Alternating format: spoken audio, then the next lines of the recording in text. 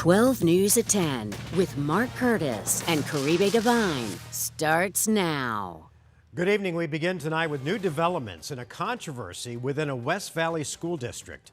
A school district board president removed from her position tonight after an investigation into claims of sexual harassment. The investigation found that the governing board president pursued a physical relationship with the superintendent even after he tried to reportedly stop her advances. Good evening and thanks so much for joining us. For 12 News at 10, I'm Caribe Divine. I'm Mark Curtis. That decision was made during a fiery board meeting for the Tolleson Union High School District tonight. 12 News journalist Chase Golightly was at the meeting and is hearing from both sides. The now former governing board president is denying the allegations and claims that the investigation found that the relationship involving the superintendent was consensual. We waited for the investigation to be over. It is now over. You need to resign. Teachers with Tolleson Union High School District demanding now former governing board president Dr. Elda Luna Najera resign. My hope is that you would consider that as soon as possible. It all comes from a sexual harassment claim filed in August by Superintendent Jeremy Calles, saying for months Luna Najera made unwanted sexual advances toward him. Everything I've been saying for months now was substantiated in the claim. Standing next to his wife, Calles spoke about the situation for the first time since the investigation started, saying it found what Luna Najera did was inappropriate given the power she holds over him. But Calles isn't happy with how the district responded to the investigation. So there are some minor details in there that I would probably dispute. That's because in this statement given to 12 News by the district, while it says what Luna Najera did was egregious, it also says there was a sexual relationship between the two, and that even if it was consensual, it was still inappropriate for both parties to engage in the relationship they shared. Luna Najera bringing that up right after she was told by the public to resign. I'm not sure if you read the same statement that I read as far as the investigation goes. The word consensual was in there. But when we spoke with her after the meeting, she said she disagrees with the statement and the investigation's findings. You said this was a consensual relationship? Thank you. That is what the investigation found, yes. What are you saying? I do not agree with all the findings of the investigation. But when we asked what she disagreed with, she didn't answer and walked out the door. So we asked the superintendent. And the statement says there was a sexual relationship between the two of you. The report, when it comes out, will show you that there was nothing consensual taking place. But didn't directly answer the question. So I asked again. And just to reiterate, you're saying there was no sexual relationship between the two of you? There was no consensual activities. Saying the report will detail what really happened. Despite the investigation, Luna Najera still sits on the board. Another member told me that in any other situation, if this were to happen, that person would be fired. But he also told me that the governing board does not have the power to dismiss her. We're in Tolleson. Chase Golightly, 12 News. All right, Chase, thanks. Police in Tucson have arrested the suspect in a deadly shooting on the U of A campus. 20-year-old Ryan Romero Encinas was taken into custody earlier today. That's according to our NBC affiliate in Tucson. He's accused of shooting and killing Minhaj Jamaji Sunday night near the Arizona Sonora dorm. Police believe the victim was shot during a fight at the volleyball courts nearby. Funny and kind. That is how the friends and family described 29-year-old Dylan Morris, who was killed in a hit-and-run crash over the weekend. 12 News journalist Sean Rice is joining us live from Tempe Town Lake, where his large running community gathered to honor him tonight. Hi, Sean. Hey, Caribe, good evening to you. Dylan Morris was traveling home from work early Saturday morning when a car ran a red light, striking Dylan's car.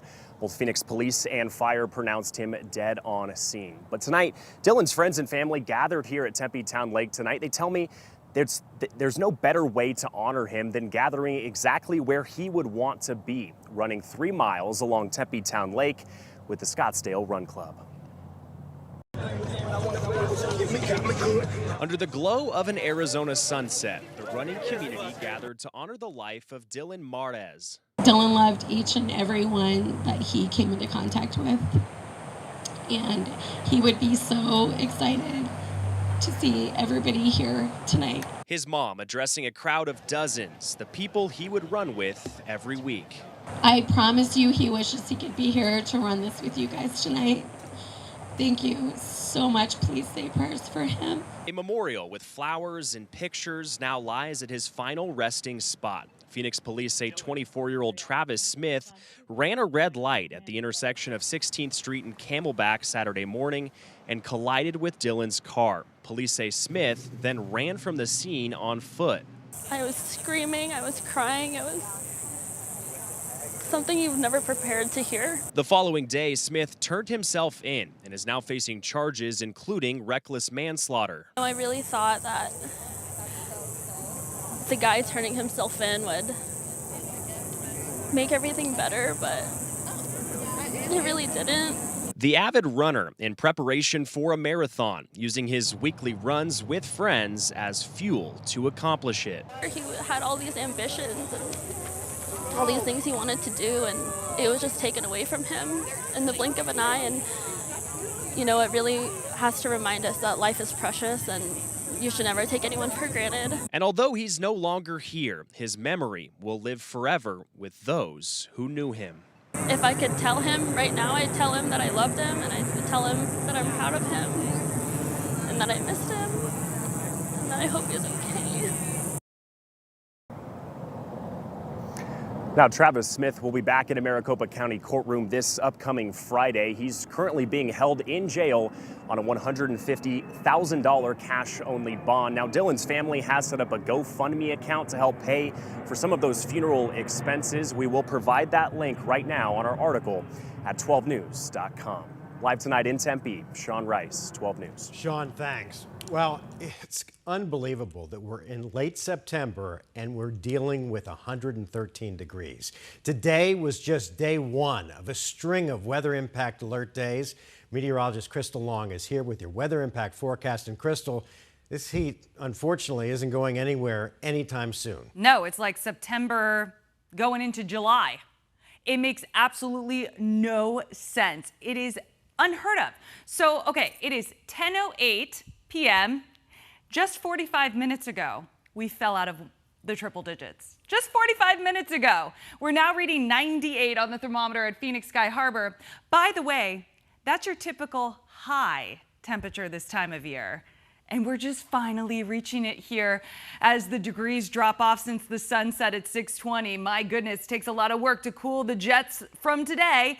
And then we're going to bottom out at sunrise tomorrow at 84, which happens to be a record warm low, beating out 2015. So before your alarm even goes off, we're going to be locking in another record, a surplus of 10 degrees above average.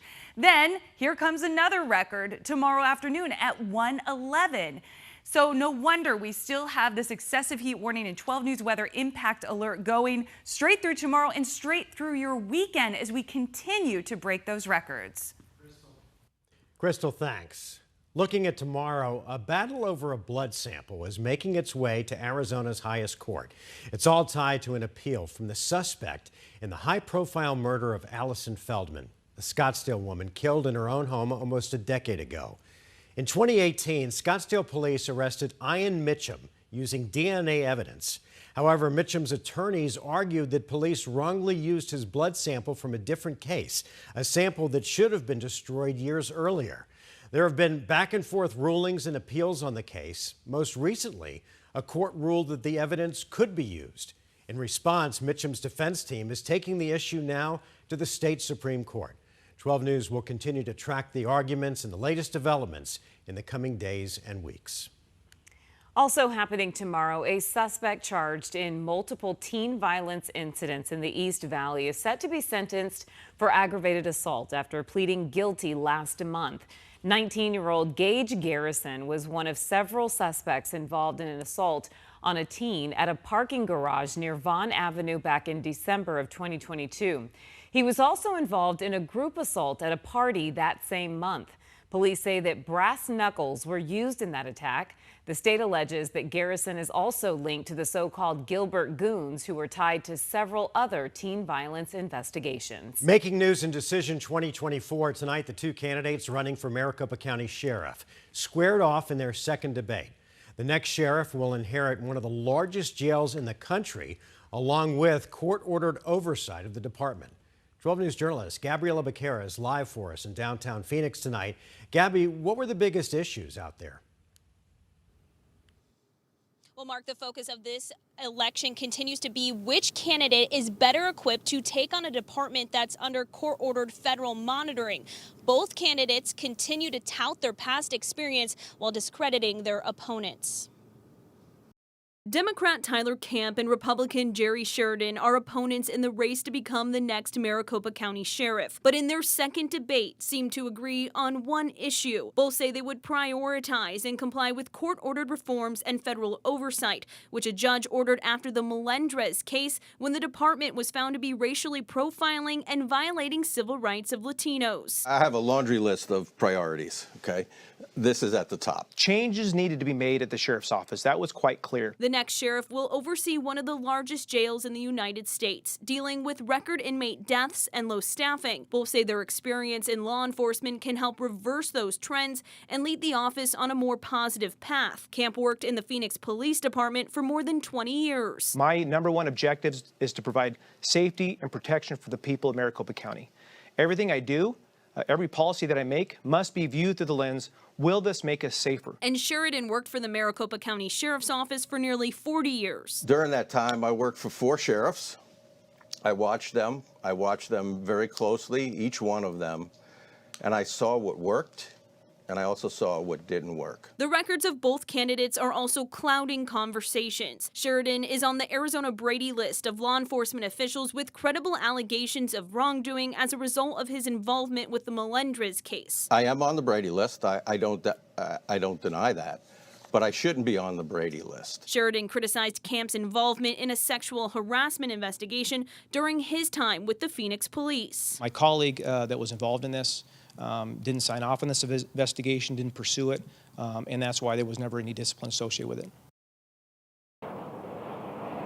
And during the debate, Sheridan made a claim that Camp is being investigated for the Brady list. We asked Camp about that claim after the debate, and he says that he has no knowledge of any investigation. I did reach out to the Maricopa County Attorney's Office, and they just got back to me telling me that they did receive some information and are currently reviewing it. Live in Phoenix, Gabriela Becerra, 12 News. All right, Gabby, thank you.